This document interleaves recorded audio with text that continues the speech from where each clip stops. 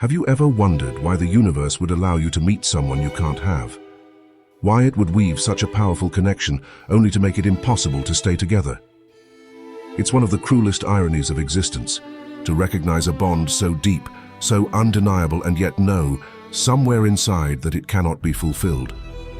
No matter how much love exists between you, something, timing, circumstance, or the demands of your own evolution, pulls you apart. And in that ache, we begin to realize that the universe doesn't always send people to stay. Sometimes, it sends them to awaken what we would have never touched on our own. Carl Jung believed that meaningful connections are not born from the rational mind, but from the unconscious. These soul encounters are part of the self's unfolding, a sacred mechanism through which the deeper psyche calls us toward transformation. When two souls meet and ignite something fierce, it's rarely about crafting a simple, peaceful life together. Instead, it's about triggering growth. Growth that might have taken years, or perhaps would never have happened at all. You meet them and suddenly your old wounds resurface. Insecurities you thought were buried begin to whisper. Abandoned dreams stir awake. And while one part of you wants to hold on, to grasp tightly to the connection, a wiser part knows the truth. It was never meant to be permanent. It was meant to awaken. The human heart longs for certainty, for belonging, for something lasting. But the soul seeks growth. It craves truth. And sometimes those desires of the heart and the soul tear you apart inside, because it is possible to love someone deeply, even to feel they are part of your very being, and still know that you're not meant to walk through life together. Love isn't always a destination. Sometimes it's a doorway, and once you've stepped through, it closes behind you. Jung spoke of synchronicity, the belief that connections are not random, but orchestrated through deeper realities beyond our understanding. When you meet someone and feel that overwhelming recognition, it's not just chemistry. It's a collision of timelines, a meeting summoned by the unconscious, by destiny itself. And the pain that follows, it's not an accident. It's a necessary fracture, a break in the shell you've built around yourself. You might ask, why would the universe give me something so beautiful, only to take it away? But the truth is, real growth rarely comes without rupture. The longing, the questions, the heartbreak, these are the forces that drive you into depths you otherwise wouldn't dare explore. In the loss you find yourself, or at least the parts of yourself you were too afraid to meet. The universe does not measure fairness by human standards. It doesn't prioritize comfort. It prioritizes transformation. And sometimes that transformation costs you what you most wanted. The person you can't forget was not sent to punish you. They were sent as a mirror, a catalyst, a messenger of your own soul's forgotten truth. You had to meet them. You had to love them. You had to lose them.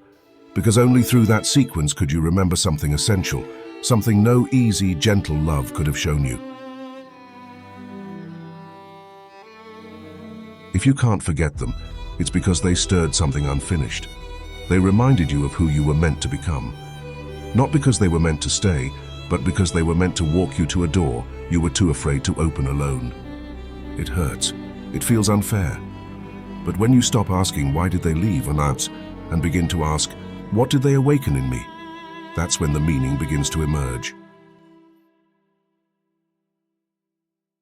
Maybe they woke your heart from its slumber. Maybe they exposed patterns you needed to break, self-betrayal, fear, the armor you wore for protection. Maybe they shattered the wall you built around your heart and reminded you that vulnerability is life, not weakness. Jung once said the meeting of two personalities is like the contact of two chemical substances. If there is a reaction, both are transformed. You met them and you changed, not just emotionally, alchemically. And that change was the point. You're not broken because you miss them. You're not weak because you still feel pain. You're human. And some connections are meant to etch themselves into you because the person you become after them is someone you could not have become without them. Maybe you weren't meant to be with them. Maybe you were meant to meet yourself through them. We like to believe that if love is real, it should last. That deep connection should equal a shared life, but that's not always the case. Not every real connection leads to forever. Some are meant to burn fast and leave ashes, not roots. The universe sends these souls to collide with us, to stir our sleeping selves, to spark the sacred fire of transformation. They may feel like home, but their purpose was to show you that home must be built within yourself.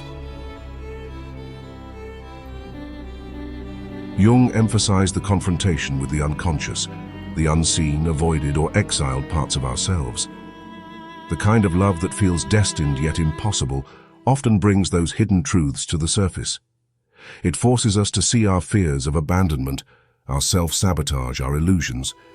These connections aren't about building a life, they are about activation. And when that activation is complete, the bond often dissolves, not out of cruelty but necessity. You may think you failed because you couldn't make it work.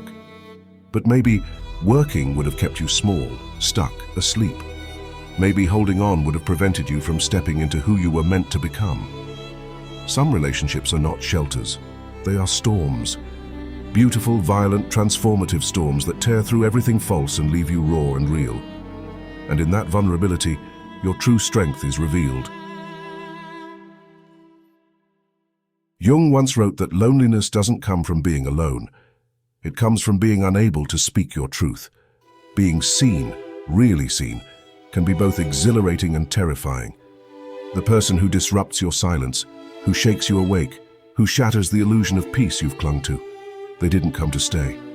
They came to break down the walls. And once they've done that, they often leave, because they weren't meant to live inside the very walls they tore down.